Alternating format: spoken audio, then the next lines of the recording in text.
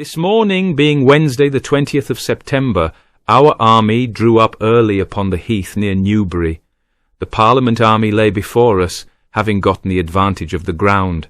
Their ordnance were planted on the rise, and ours upon the plain beneath. The day began with a furious cannonade from both sides, the shot flying thick among us, so that the air seemed filled with smoke and thunder. The Earl of Carnarvon and Lord Sunderland were slain near to my place, both brave gentlemen and much lamented. The king himself stood by the hedge watching the fight, with bullets whistling about him, and seemed resolved to hazard all rather than retreat.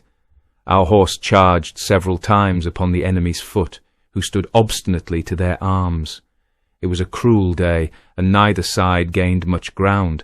The enemy's musketeers lined the hedges and did us great mischief, while our cannon plied them sorely from the plain. In the midst of the fight, we heard that my Lord Falkland, the Secretary of State, had been slain. He had ridden into the hottest part of the battle, bareheaded, as one weary of life. His loss cast a deep sadness upon us all. Toward evening, the smoke grew so thick that one might scarce discern friend from foe. Our powder was near spent, and the men faint with thirst and hunger. At nightfall both armies stood in their places, and we drew off in good order toward Wallingford. The enemy held the field, yet dearly bought it, for the slain were many on both sides. Thus ended the bloody fight at Newbury, where brave men fell thick as leaves in autumn, and the earth was drenched with English blood.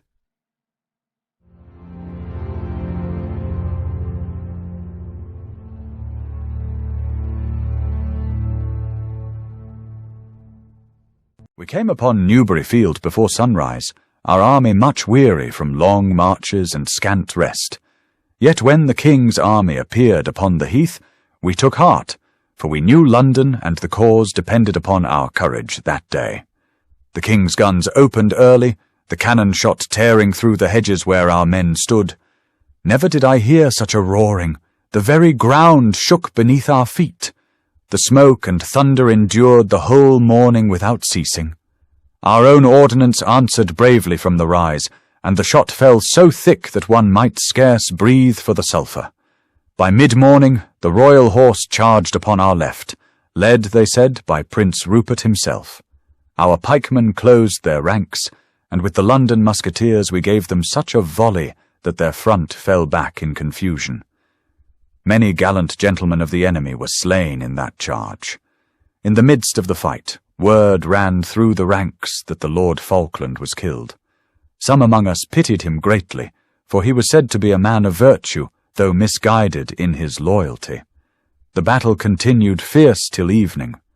Our powder was near spent, and we had fought from morning light to the setting sun. When darkness came, both sides stood fast, neither yielding nor advancing.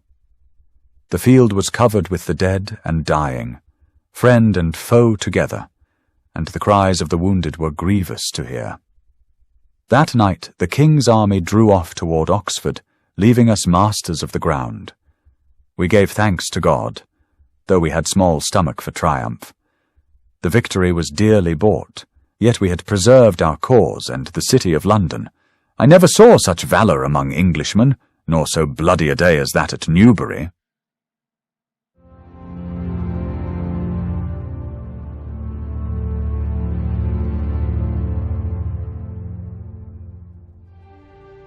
The morning of the battle broke with a thick mist upon the fields near Newbury, and our army, being sore spent with many marches and short of powder, did draw up upon the plain beneath the enemy's ground.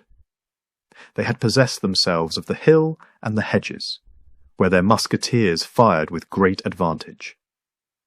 His Majesty took his stand upon a small rise, where he might view the field.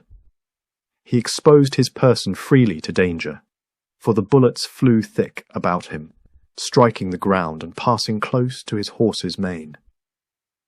Many besought him to withdraw, but he refused, saying, "It were shame for me to hide my head where so many brave men hazard their lives for me." The fight was long and cruel. Prince Rupert's horse made divers charges upon their foot, and for a time broke them. But the ground was hedged and narrow, so that our horse could not follow their advantage. The Parliament soldiers stood stubbornly, and every hedge was as a fortress. Our cannon did great execution, yet we could not force them from their ground. About noon my Lord Falkland, weary of life, as many said, spurred into the hottest of the fight without armour, and was soon after slain by a musket ball. His fall struck heavy upon the king's heart, for his majesty loved him dearly. The battle continued till after sunset. The smoke and thunder of the guns hung over the field like night itself. At last, our powder failing, and the men much disordered, his majesty commanded a retreat, which was made in good order toward Wallingford. We left the enemy master of the field, though they were so weakened that they could not pursue us. Thus ended the battle at Newbury, wherein the loss was great on both sides, and the gain small to either. Never did I behold such obstinate courage among Englishmen, nor such destruction wrought by their own hands.